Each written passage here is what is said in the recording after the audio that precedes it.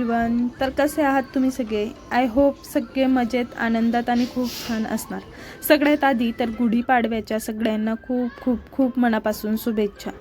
गुढीपाडवा म्हणजे आपलं मराठी नवीन वर्ष. तुम्हा सर्वांना सुखसमाधानाचं, आनंदाचं, यशाचं आणि भरभराटीचं जावो. तर आता वाजलेत सकाळचे 7 आणि माझं सगळं आवरून झालंय. आता आदूचं आणि यांचं थोडं आवरायचं बाकी आहे. आज 8:15 वाजेच्या आधी गुढी बांधायची, सो म्हणून सगळं पटापट आवरणं आमचं सुरू आहे. आणि नेमकं आज आदूला न उठवताच तो उठला आहे आणि तसं झालं की त्याचं उठल्या उठल्याच रडणं सुरू होतं. सो त्याचं आज उठल्या उठल्या रडणं सुरू झालं. नेमकं मी आज ठरवलेलं की गुढीपाडव्याचा छान व्लॉग रेकॉर्ड करू, पण कसलं काय, तरीही मला जितकं शक्य झालं तितकं मी करण्याचा प्रयत्न केला. सो बाकी गुढीसाठीची तयारी मी आदल्या दिवशीच सगळी करून ठेवली होती. फक्त लिंबाचे पानं आणायची बाकी होते.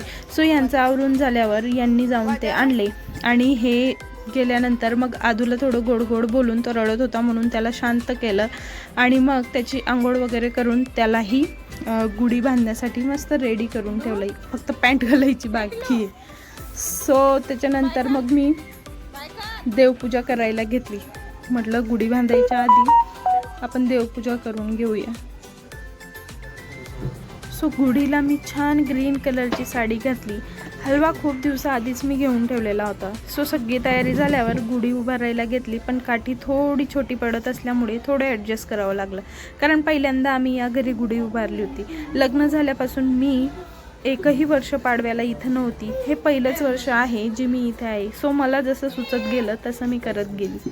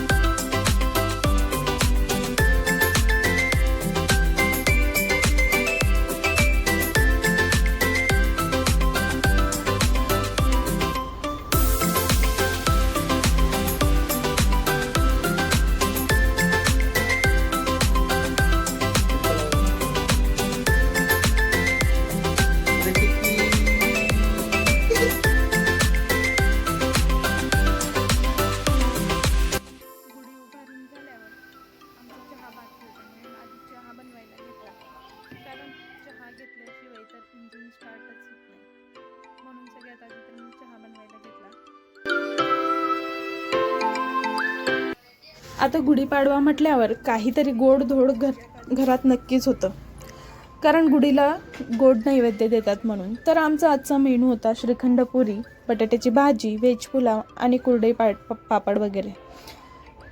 सो मी पटकन स्वयंपाकाला लागली. आदूला हे सांभाळत होते आज, म्हणून आज सगळं पटपट होत होतं. देवपूजा केल्यावर मी ओला धूप ते देवाऱ्याजवळ लावून आलेली होती. मी इकडे स्वयंपाक करत होती, तोपर्यंत यांनी तिकडचा दरवाजा ओपन केला जिथे देवघर आहे तिथं, आणि मला बोलले की इथं काय पेटलं म्हणून. सो मी अशी पळत तिकडे गेली. नंतर माझ्या लक्षात आलं की तिथं ओलं धूप ठेवलंय म्हणून. सो आता सगळं जेवण बनवून तयार झालं. नैवेद्यासाठी मी 2 ताट बनवले, एक देवांसाठी आणि एक गुढीसाठी. मग यांनी गुढी सोडून आणली आणि तुम्ही इकडे बघूच शकता, आदूची प्रत्येक कामात आम्हाला मदत असते. आम्ही व्यवस्थित करतोय की नाही हे तो चेक करत असतो. त्याच्यानंतर गुढी घरात पाटावर गुढी ठेवून सगळ्यात आधी गुढीची पूजा केली मी यांनी, म्हणजे आम्ही दोघांनी. मग यांनी गुढीला नैवेद्य दाखवला आणि